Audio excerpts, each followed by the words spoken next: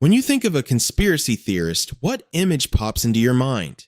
Probably someone wearing a tinfoil hat, shouting on a street corner, or typing furiously in a dark basement at 3 a.m.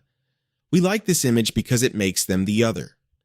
It draws a neat, comforting line between us, the rational, logical thinkers, and them, the gullible, irrational ones. But psychological research tells a completely different story. Conspiracy theorists aren't an anomaly confined to the fringes of society. They're mainstream.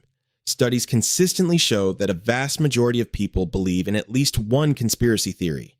In addition, belief in these theories isn't driven by a lack of intelligence. It's driven by deeply ingrained human psychology. To truly understand why people buy into conspiracy theories, we have to look past the bizarre headlines and peer into the architecture of the human mind.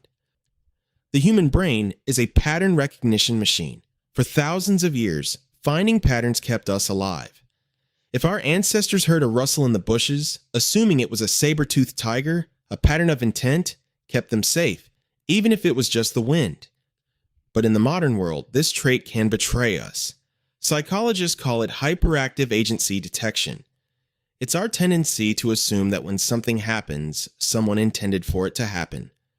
We struggle deeply with the concept of randomness. When a massive, world-altering event occurs, our brains demand a cause that matches the scale of the effect. This is known as proportionality bias. Accepting that a single, lone individual could change the course of history feels deeply unsatisfying.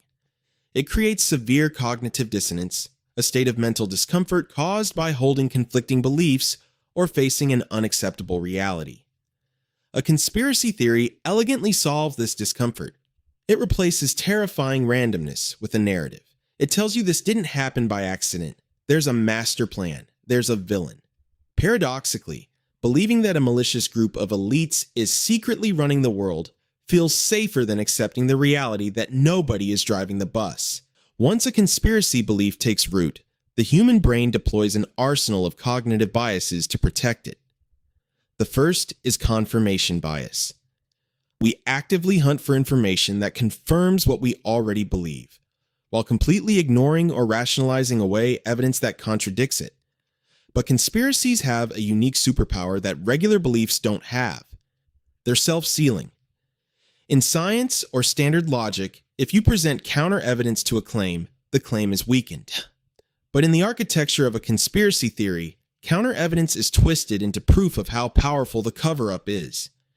If the media debunks the theory, it's because the media is in on it. If the mainstream scientists publish a study disproving the claim, it's because they're being funded by the deep state.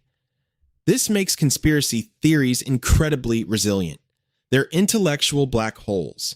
Once you cross the event horizon, even light and logic can't escape, and it can happen to anyone. So, how do we deal with this? If conspiracy theories are built on universal human needs for safety, certainty, and belonging, how do we push back against the polarization they cause?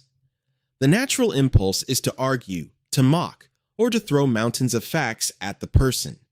But psychology shows this almost never works. It triggers the backfire effect, making people dig their heels in deeper because they feel their identity is under attack.